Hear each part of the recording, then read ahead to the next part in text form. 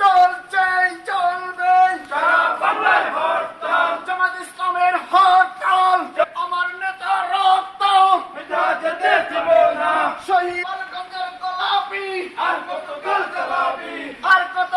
আপনারা নিশ্চয় অবগত আছেন, এই অবৈধ খুনি হাসিনার সরকার ক্ষমতায় আসার পরে ইসলাম এবং ইসলামী আন্দোলনের নেতৃবৃন্দকে খতম করার জন্য সর্বাত্মক প্রচেষ্টা চালিয়ে যাচ্ছে। এরই অংশ হিসাবে আমিরে জামাত মাওলানা মতিউর রহমান নিজামীকে হত্যা করেছে। এর অংশ হিসাবে সেক্রেটারি জেনারেল মুজাহিদ সাহেবকে হত্যা করেছে। কাদের মোল্লা কামরুজ্জামানকে হত্যা করেছে। সর্বোপরি বিশিষ্ট ব্যবসায়ী, বিশিষ্ট ইসলামিক চিন্তাবিদ জনাব মীর কাসেম আলী মিন্টু ভাইকে হত্যা করে এই অবৈধ সরকার চেয়েছে বাংলার জমিন থেকে ইসলামী আন্দোলনকে মুছে দিতে।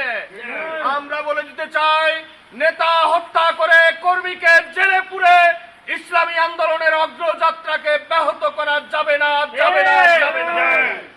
আগামী দিনের সকল কর্মসূচিতে স্বতঃস্ফূর্তভাবে অংশগ্রহণ করে আজকের হরতালকে সফল করার জন্য উদ্যত আহ্বান জানিয়ে আজকের কর্মসূচি এখানেই সমাপ্ত।